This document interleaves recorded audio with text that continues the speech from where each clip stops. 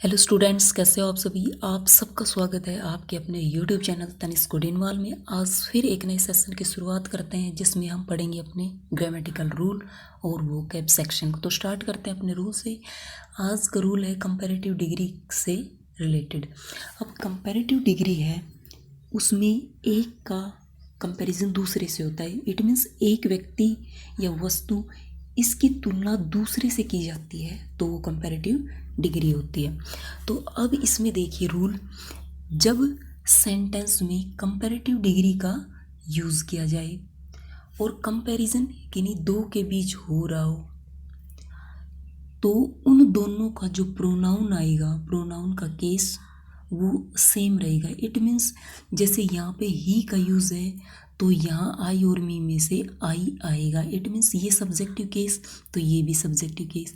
अब इस एग्जाम्पल में देखिए, यहाँ उसेन बोल्ट कंपैरेटिव डिग्री भी है तो आई और मी में से फिल करेंगे तो यहाँ आई का यूज़ होगा ना कि मी का, क्योंकि यहाँ आई है वो सब्जेक्टिव केस है और सब्जेक्टिव केस ही आएगा क्योंकि हुसैन बोल्ट सब्जेक्टिव केस के रूप में यहाँ यूज़ है। अब सेकंड एग्जाम्पल और देखिए, he likes you more than I या मी में से अब फिल करना है। तो अब देखिए, अब कंपैरिजन इस ही से यहाँ नहीं हो रहा।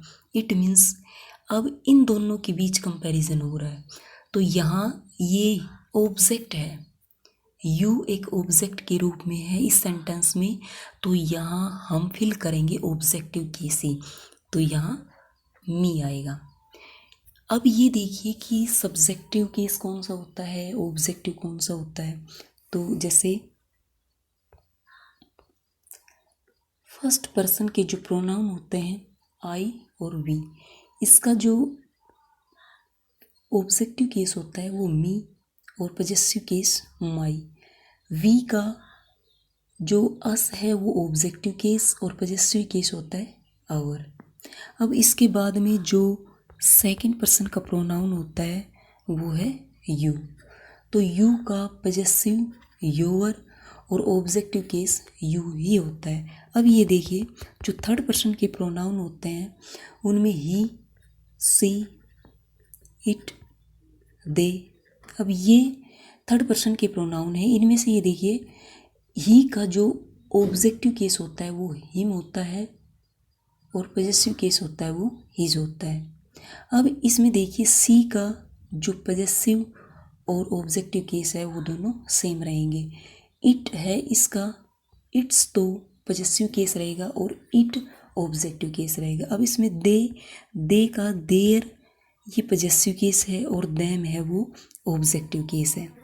अब इसके बाद में हम स्टार्ट करते हैं अपने वोकैब सेक्शन को। आई थिंक ये आज का रूल था वो आपको पसंद आया होगा। आज के जो रूट वर्ड हैं, एक लोजी और एक है फोबिया। अब इसमें देखिए, लोजी है, इसका मीनिंग होता है to study.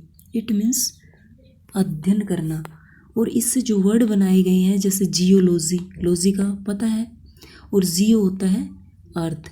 It means study of earth, पृथ्वी का अध्ययन करना। फिर नेक्स्ट जो वर्ड इसमें दिया हुआ है वो है पेट्रोलॉजी। लॉजी पता है और पेट्रो का मतलब होता है rock. It means study of rock यानी चट्टानों का अध्ययन। फिर आगे आता है chronology. Chrono word is related to time and logy study. It means study of time, time का अध्ययन करना। फिर जैसे और भी वर्ड बनाए जा सकते हैं इस रूट वर्ड की सहायता से, जैसे एंथ्रोपोलॉजी। लॉजी का आपको पता है, और एंथ्रोपो इसका मीनिंग होता है ह्यूमन या फिर मैनकाइंड भी हो सकता है। ये कह सकते हैं स्टडी ऑफ मैनकाइंड। एक होता है ओरोलॉजी।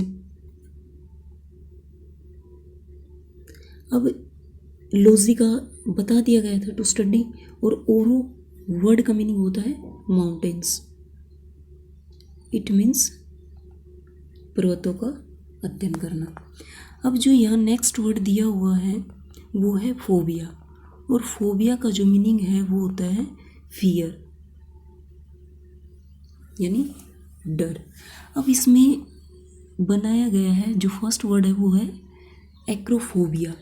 अब एक्रो वर्ड है वो रिलेटेड टू हाइट, और इसका जो बनेगा जैसे फोबिया फियर हो गया, it means fear of Heights यानी ऊंचाई से डर लगना। फिर आता है ओटोफोबिया। यहाँ पे जो ओटो वर्ड है इट्स रिलेटेड टू आइसोलेशन, यानी अकेलेपन का डर कह सकते हैं, फियर ऑफ बीइंग अलोन। फिर नेक्स्ट वर्ड है यहाँ बिब्लियोफोबिया। अब ये जो बिब्लियो वर्ड है ये जहाँ भी आए ये होता है रिलेटेड टू बुक, और फोबिया यहाँ हो गया fear, it means fear of book, पुस्तकों का डर। अब जो यहाँ पे फोबिया वर्ड है और इसकी जगह रूट वर्ड लगा दिया गया file, it means biblio file, तो क्या हो जाएगा, फाइल का मीनिंग होता है लव, इट मीन्स लगाओ, यानी पुस्तकों से